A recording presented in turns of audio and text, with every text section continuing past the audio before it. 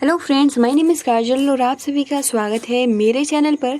और आज की इस वीडियो में हम डिस्कस करने वाले हैं यूपीडीएलएड फर्स्ट सेमेस्टर सब्जेक्ट कंप्यूटर। ठीक है, जैसे कि फ्रेंड्स आप सभी को हम बता दें कि इस क्लास की जो टाइमिंग होती है वो रात के 10 बजे होती है और डेली हम फर्स्ट सेमेस्टर का एक सब्जेक्ट का मॉक टेस्ट करते हैं। ठीक है, जिसका आंसर आप सभी को करना होता है। और फ्रेंड्स आज का जो सब्जेक्ट है वो है कंप्यूटर और बहुत ही महत्वपूर्ण क्वेश्चन आज के इस वीडियो में हम डिस्कस करेंगे। तो चलिए फ्रेंड्स शुरू करते हैं। वीडियो को लाइक कर दीजिए और अपने फ्रेंड्स मित्रों को शेयर कर दीजिए। तो देखिए इसमें सबसे पहला जो प्रश्न है कि कंप्यूटर है, ठीक है, कंप्यूटर है इलेक्ट्रॉनिक मशीन, मैकेनिकल मशीन, ए और बी दोनों, इनमें से कोई नहीं। तो कंप्यूटर है, बताइए फ्रेंड्स क्या होगा।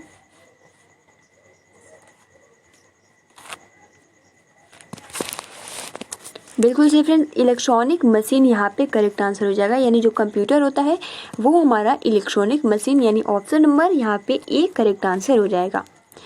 अगला जो आपका प्रश्न है कि वर्तमान स्वरूप का पहला कंप्यूटर था, बहुत ही महत्वपूर्ण है। मार्क 1, मार्क 2, मार्क 3 सभी। तो वर्तमान स्वरूप का पहला कंप्यूटर कौन था, ये आप सभी को कमेंट्स बॉक्स में कमेंट्स करके बताने हैं।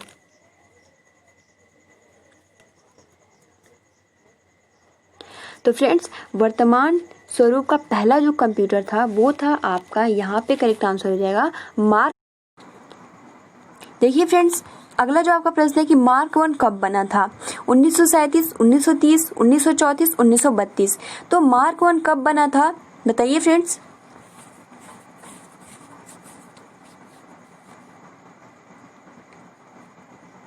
तो फ्रेंड्स मार्क 1 कब बना था, तो 1937 में बना था। ठीक है, कंप्यूटर के कार्य है आंकड़ों का संकलन, आंकड़ों का संचयन, आंकड़ों का संसाधन सभी। बताइए फ्रेंड्स क्या होगा, कंप्यूटर के कार्य है क्या होते हैं। बिल्कुल सही फ्रेंड्स, यहाँ पे हो जाएगा आप सभी का सभी। ठीक है, देखिए फ्रेंड जो आपका तीसरा प्रश्न है कि मार्क 1 कब बना था, तो यहाँ पे देखिए जैसे कि आप सभी को पता है कि वर्तमान स्वरूप का पहला कंप्यूटर मार्क 1 कौन था, तो यहाँ पे मार्क 1 तो था लेकिन कब बना था ये आप सभी को कमेंट्स बॉक्स में कमेंट्स करके बताने हैं। 1937, 1930, 1934, 1932। तो देखिए फ्रेंड्स मार्क 1 कब बना था, तो यहाँ पे आप सभी का जो करेक्ट आंसर जो हो जाएगा वो हो जाएगा 1937। ठीक है, ये बहुत ही महत्वपूर्ण प्रश्न है, आप इसको बहुत ही अच्छे से क्लियर कर लीजिएगा और अपने कॉपी में अच्छे से नोट्स बना लीजिएगा। आगे बढ़ते हैं। आगे जो आपका प्रश्न है कि कंप्यूटर के कार्य हैं आंकड़ों का संकलन, आंकड़ों का संचयन, आंकड़ों का संसाधन सभी। तो कंप्यूटर के कार्य हैं, बताइए फ्रेंड्स क्या हो जाएगा यहाँ पे। तो फ्रेंड देखिए कंप्यूटर के कार्य है तो यहाँ पे बिल्कुल ही सही, यहाँ पे हो जाएगा आंकड़ों का संकलन, आंकड़ों का संचयन, आंकड़ों का संसाधन, यहाँ पे सभी करेक्ट आंसर। तो फ्रेंड देखिए यहाँ पे आपका जो प्रश्न है कि कंप्यूटर की भाषा को कितने भागों में बांटा गया है, तो यहाँ पे जो करेक्ट आंसर हो जाएगा वो हो जाएगा 3। ठीक है, अब फ्रेंड्स आप सभी को हम ये भी बताते चले कि कंप्यूटर की जो भाषाएं 3 होती है वो कौन कौन सी। तो देखिए पहला जो आपका हो जाता है वो हो जाता है मशीनी भाषा। ठीक है, और दूसरा जो होता है वो होता है असेंबली भाषा, और तीसरा जो होता है वो होता है उच्च स्तरीय भाषा। यानी कंप्यूटर की भाषाओं को कितने भागों में बांटा गया है, तो 3 भागों में बांटा गया है, जिसमें आपका पहला जो होता है वो होता है मशीनी भाषा, दूसरा जो होता है असेंबली भाषा, और तीसरा जो होता है वो होता है उच्च स्तरीय भाषा। ठीक है, अगला जो देखिए आपका प्रश्न है कि कंप्यूटर की भाषा कौन कौन से है, आप बहुत ही आसानी के साथ आंसर कर सकते हो। मशीनी भाषा, असेंबली भाषा, उच्च स्तरीय। तो बताइए फ्रेंड्स कंप्यूटर की भाषा कौन कौन से हैं। तो देखिए अभी जस्ट अभी हमने डिस्कस किया, तो मशीनी भाषा हो जाता है, असेंबली भाषा होता है, उच्च स्तरीय भाषा होता है। तो यहाँ पे ऑल ऑफ दिस, यहाँ पे तीनों ही करेक्ट आंसर हो जाएंगे। अब देखिए फ्रेंड्स हम यहाँ पे ये भी आप सभी को बताते चले कि मशीनी भाषा क्या होता है, असेंबली भाषा क्या होता है, उच्च स्तरीय भाषा क्या होता है। ठीक है, ताकि इससे कोई प्रश्न पूछे तो बाद में दिक्कत ना हो। तो देखिए जो आपका मशीनी भाषा होता है सबसे महत्वपूर्ण है। जो मशीनी भाषा होता है इसके प्रत्येक आदेश के 2 भाग होते हैं। ठीक है, मतलब इस भाषा के प्रत्येक आदेश के 2 भाग होते हैं। अब वो आदेश कौन कौन से होते हैं? पहला जो आदेश होता है वो होता है आदेश कोड, और दूसरा जो कोड होता है वो होता है स्थिति कोड, यानी आप इंग्लिश में कह सकते हो ऑपरेशन कोड, और दूसरा जो होता है वो होता है लोकेशन कोड। ठीक है, और इन दोनों को 0 व 1 के क्रम में समूहित कर व्यक्त किया जाता है। और देखिए फ्रेंड्स, कंप्यूटर के शुरुआती दिनों में प्रोग्रामर द्वारा कंप्यूटर को आदेश देने के लिए 0 तथा 1 के विभिन्न क्रमों का ही यूज किया जाता था। ठीक है, और यह भाषा समय अग्राही थी, यानी समय लेती थी, जिसके कारण असेंबली व उच्च स्तरीय भाषाओं का प्रयोग किया जाने लगा, क्योंकि इसमें बहुत ज़्यादा टाइम लगता था, तो इसलिए मशीनी कोड भाषा भी इसको बोलते हैं। अगर हम बात करें असेंबली भाषा, तो देखिए इस भाषा में याद रखे जाने वाले लायक कोड का प्रयोग किया जाता है। ठीक है, ये बहुत ही, जिसमें आपका न्यूमेरिक कोड भी कहा जाता है, जिसमें आपका एडिशन, ठीक है, सब्ट्रैक्शन या जंप, जिसे हम JMP लिख सकते हैं, एडिशन को हम AD लिख सकते हैं यानी EDD, और देखिए सब्ट्रैक्शन को हम SUB लिखते हैं। तो इस प्रकार जो होता है वो उसको हम असेंबली भाषा कहते हैं। फ्रेंड देखिए, सबसे महत्वपूर्ण है कि परंतु इस भाषा का प्रयोग एक निश्चित संरचना वाले कंप्यूटर तक ही सीमित था। ठीक है, और अतः इन भाषाओं को निम्न स्तरीय भाषा भी कहा गया, यानी असेंबली भाषा को ही निम्न स्तरीय भाषा भी कहा जाता है। अगर हम उच्च स्तरीय भाषा की बात करें, हाई लेवल लैंग्वेज की, तो देखिए फ्रेंड्स, सबसे महत्वपूर्ण है कि उच्च स्तरीय भाषाओं के विकास में जो श्रेय जाता है वो IBM कंपनी को जाता है। ठीक है, और इसमें सबसे पहले जो पहली उच्च स्तरीय विकास, जिसमें आपका फोर्टोन नामक पहली उच्च स्तरीय भाषा का विकास हुआ, और इस कंपनी के प्रयास से हुआ था। ठीक है, और उसके बाद सैकड़ों उच्च स्तरीय भाषाओं का विकास हुआ। ठीक है, जो कि ये भाषाएं मनुष्य के बोलचाल और लिखने में प्रयुक्त होने वाली भाषाओं के काफ़ी करीब है। अब देखिए फ्रेंड्स, अब हम क्वेश्चन डिस्कस करेंगे इससे रिलेटेड, तो आप बहुत ही आसानी के साथ आंसर कर सकते हो। चलिए देख लेते हैं। 9वां जो आपका प्रश्न है कि किस भाषा में आदेश कोड और स्थित कोड है। अभी जस्ट हमने डिस्कस किया, आप सभी का आंसर बिल्कुल करेक्ट आएगा, इसलिए मैंने आप सभी को पहले ही इसके बारे में बता दिया ताकि आंसर करने में कोई दिक्कत ना हो। तो बताइए फ्रेंड, किस भाषा में आदेश कोड और स्थित कोड होता है? ठीक है, ऑपरेशन कोड और लोकेशन कोड। बिल्कुल से फ्रेंड्स, यहाँ पे हो जाएगा ऑप्शन नंबर ए। मशीनी भाषा में 2 आदेश कोड होते हैं, जिसमें पहला जो कोड होता है वो होता है ऑपरेशन कोड, और दूसरा होता है आपका लोकेशन कोड, यानी आदेश कोड और स्थिति कोड। ठीक है, अगला जो आपका प्रश्न है कि किस भाषा में याद रखे जाने वाले लायक कोड, ठीक है, यहाँ पे एक कोड रहेगा, लायक कोड का प्रयोग किया जाता है मशीनी भाषा, असेंबली भाषा, उच्च स्तरीय भाषा, ऑल ऑफ दिस। यानी यहाँ पे कहा जा रहा है कि कौन सी ऐसी भाषा है जिसमें याद रखे जाने वाले लायक कोड का प्रयोग किया जाता है, जिसमें हमने अभी देखा था एडिशन को हम याद कर सकते हैं ADD। ठीक है, तो हम इस तरीके से याद कर सकते हैं, सब्ट्रैक्शन को हम SUB, जंप को हम JMP। ठीक है, तो यहाँ पे यही पूछा जा रहा है कि किस भाषा में याद रखे जाने वाले लायक कोड का प्रयोग किया जाता है। तो बिल्कुल सही यहाँ पे हो जाएगा असेंबली भाषा, यानी ऑप्शन नंबर बी यहाँ पे करेक्ट आंसर हो जाएगा। ठीक है, अब देखिए अगला जो 11 नंबर आपका प्रश्न है कि किस भाषा में विकास का श्रेय IBM कंपनी को जाता है। जस्ट अभी हमने आप सभी को बताया, यानी किस भाषा के विकास में किसका जो श्रेय जाता है IBM कंपनी को जाता है, वो कौन सा भाषा है? मशीनी भाषा, असेंबली भाषा, उच्च स्तरीय भाषा, ऑल ऑफ दिस। तो फ्रेंड्स बताइए क्या होगा?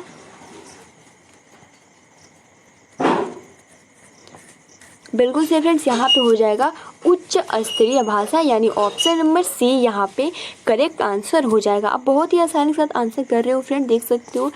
देखिए अगला जो आपका 12 नंबर प्रश्न है कि कौन सी भाषा मनुष्य के बोलचाल और लिखने में प्रयुक्त होने वाली भाषाओं के काफ़ी करीब है? मशीनी भाषा, असेंबली भाषा, उच्च स्तरीय भाषा या ऑल ऑफ दिस। तो बताइए फ्रेंड, कौन सी भाषा है जो मनुष्य के बोलचाल और लिखने में प्रयुक्त होने वाली भाषाओं के काफ़ी करीब है? मशीनी भाषा हो जाता है, असेंबली भाषा होता है, या उच्च स्तरीय भाषा होता है?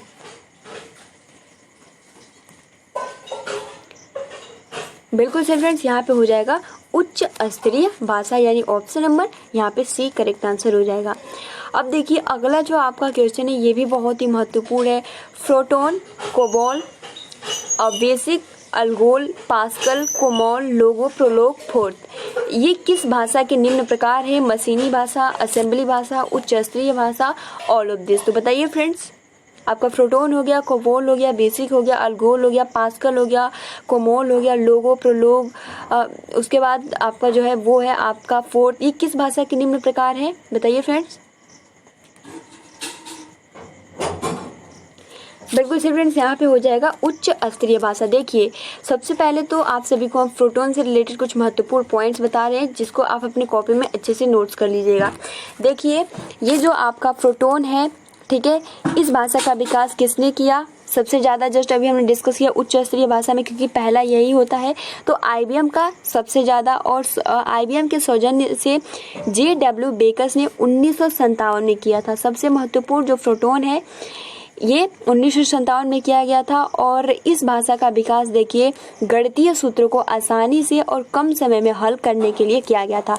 प्रोटोन जो है बहुत ही महत्वपूर्ण है और इससे रिलेटेड क्वेश्चन पूछ लिया जाता है। यानी जो इसका विकास हुआ था वो IBM के सौजन्य से JW बेकर्स ने 1957 में किया था। किसने किया था? तो JW बेकर्स ने 1957 में किया था। और इनका उद्देश्य क्या था? तो जो भी मैथ के जितने भी फॉर्मूला थे उनको बहुत ही ईजिली तरीके से और बहुत ही कम समय में किस तरीके से याद किया जाए, किस तरीके से हल किया जाए, इसके लिए प्रोटोन को बनाया गया। इसको हम फोरट्रान पढ़ते हैं, ठीक है। अब देखिए, जो दूसरा है वो है कोमोल। इसके बारे में भी आप सभी को हम थोड़ा इन्फॉर्मेशन दे दें। यानी देखिए, जो कोमोल होता है, इस भाषा का जो विकास है यहाँ पे व्यवसायिक हितों के लिए किया गया, सबसे महत्वपूर्ण है, ठीक है। यानी व्यवसायिक हितों के लिए, कॉमन आप कह सकते हो, कॉमन बिजनेस ओरिएंटेड लैंग्वेज इसका फुल फॉर्म होता है, ठीक है। जो कि बहुत ही महत्वपूर्ण है। यानी इसका जो किया जाता है व्यवसायिक हितों के लिए किया गया है। अब तीसरा जो है वो है बेसिक। यानी देखिए, बेसिक इसका जो फुल फॉर्म होता है वो होता है beginners all purpose symbolic instruction code, ठीक है, इसका फुल फॉर्म होता है। और देखिए फ्रेंड्स, यहाँ पे ये हम बता दें कि इस भाषा में प्रोग्राम में निहित जितने भी आदेश में किसी एक निश्चित भाग को निष्पादित किया जा सकता है, ठीक है। और प्रोग्राम के ठीक होने पर आगे के कार्य ये क्या करता है? बेसिक निष्पादित होते हैं। बात करते हैं अलगोल की। तो अलगोल का जो फुल फॉर्म होता है वो होता है अलगोरिथमिक लैंग्वेज का संक्षिप्त रूप है, ठीक है। देखिए, इसका जो निर्माण हुआ है, ये जितने भी जटिल बीजगणितीय गणनाओं में इसका प्रयोग किया जाता है। तो फ्रेंड, किससे संबंधित है ये भी आप ये याद कर लीजिएगा। अब बात कर लेते हैं पास्कल। तो पास्कल से रिलेटेड बार बार प्रश्न पूछे जाते हैं। तो देखिए, यह अलगोल का परिवर्तित रूप है। इसमें सभी चरों को परिभाषित किया जाता है। यानी जिस तरीके से आपका बीजगणित आपके अलगोल से रिलेट है, उसी प्रकार से जो पास्कल होता है, जितने भी चर होते हैं उनके बारे में उनका डिफिनेशन दिया जाता है, ठीक है, जिसके कारण यह अलगोल एवं बेसिक से भिन्न है, ठीक है। बात करते हैं हम कोमोल की। तो इसका जो फुल फॉर्म होता है वो होता है कोमल अल्गोरिथमिक, ठीक है, अल्गोरिथमिक और लैंग्वेज। देखिए, इस भाषा का प्रयोग माध्यमिक स्तर के छात्रों के लिए किया जाता है। अगर हम बात करें लोगो से रिलेटेड बार बार क्वेश्चन पूछे जाते हैं। तो देखिए फ्रेंड्स, जो लोगो होता है इसका प्रयोग छोटी उम्र के बच्चों के ग्राफिक शिक्षा देने के लिए इसका यूज़ किया जाता है। बात करिए अगर हम प्रोलोग की, तो देखिए, यह अंग्रेजी शब्द प्रोग्रामिंग ऑफ इन लॉजिक संक्षिप्त रूप है, ठीक है। इसका जो फुल फॉर्म होता है वो होता है प्रोग्रामिंग इन लॉजिक। और देखिए, इस भाषा का जो विकास हुआ था वो 1973 में हुआ था। और किसने किया था? तो फ्रांस में किया था। और देखिए फ्रेंड्स, इसका जो विकास कृत्रिम बुद्धि के कार्य, यानी कृत्रिम बुद्धि यानी बनाया गया यानी तार्किक प्रोग्रामिंग में सक्षम है। यहाँ पे लास्ट बात कर लेते हैं फोर्थ। यानी इस भाषा का आविष्कार किसने किया? सबसे महत्वपूर्ण है वो चार्ल्स मूरे ने किया था। यानी फोर्थ भाषा का निर्माण किसने किया था, आविष्कार किसने किया था? तो चार्ल्स मूरे ने किया था। और देखिए, इसका उपयोग कंप्यूटर के सभी प्रकार के कार्यों में होता है फोर्थ का। तो फ्रेंड्स, आई होप कि आपको इससे रिलेटेड जितने भी डाउट्स थे वो क्लियर हो गए होंगे। और मैंने जितने भी पॉइंट्स बताए वो बहुत ही महत्वपूर्ण है, आप अपना अच्छे से रिवीजन कीजिए। अगला क्वेश्चन जो है कि कंप्यूटर के विभिन्न भाग कौन कौन से हैं? CPU, motherboard, hard disk, floppy disk, drive, ये ऑल। तो फ्रेंड्स, ये बहुत ही महत्वपूर्ण प्रश्न है। कंप्यूटर के विभिन्न भाग कौन कौन से हैं? ये फ्रेंड्स, कंप्यूटर के विभिन्न भाग कौन कौन से हैं? तो देखिए फ्रेंड्स, यहाँ पे आपका जो कंप्यूटर के विभिन्न भाग होते हैं, सीपीयू भी हो जाता है, मदरबोर्ड भी, hard disk, floppy disk, drive, तो यहाँ पे ये सभी करेक्ट आंसर हो जाएंगे। ठीक है, अभी इस पे डिस्कस करेंगे तो फिर ज़्यादा टाइम लगेगा। अब देखिए आपका 15 क्वेश्चन है, कंप्यूटर का मस्तिष्क कहा जाता है सीपीयू को, मदरबोर्ड को, hard disk, floppy disk, drive को कोई नहीं। तो बताइए फ्रेंड्स, कंप्यूटर का मस्तिष्क कहा जाता है। और फ्रेंड देखिए, मैंने ही PDF ये बनाया है, तो इसलिए इंग्लिश हिंदी सब मैच मिक्स हो गया है। ये सिंपल आप कह सकते हो बाइलिंगुअल मेथड, यानी दोनों द्विभाषीय। ठीक है, तो इसलिए इस तरीके से हो गया है। तो बताइए फ्रेंड, कंप्यूटर का मस्तिष्क कहा जाता है।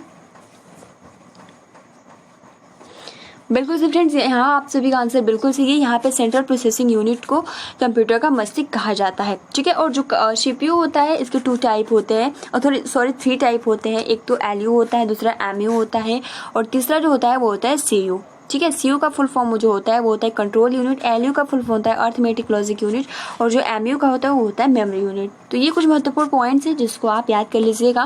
अब देखिए अगला जो आपका प्रश्न है कि रैम की गणना होती है मेगाहर्ट्ज में, मेगाबाइट्स में, दोनों में, इनमें से कोई नहीं। तो बताइए फ्रेंड्स, रैम की गणना होती है किसमें?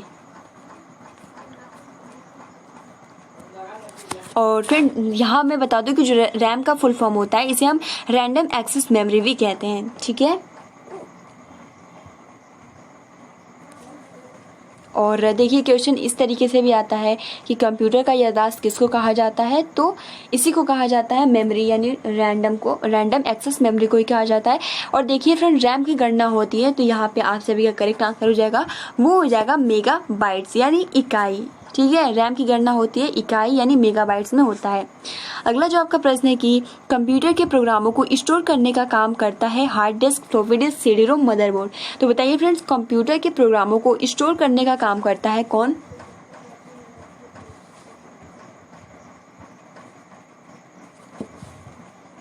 बिल्कुल से फ्रेंड्स, यहाँ पे हो जाएगा आप सभी का हार्ड डिस्क। ठीक है, यानी कंप्यूटर के प्रोग्रामों को स्टोर करने का काम करता है वो करता है हार्ड डिस्क। ठीक है, अगर हम बात करें फ्लॉपी डिस्क, यानी इससे कौन सा वर्क होता है?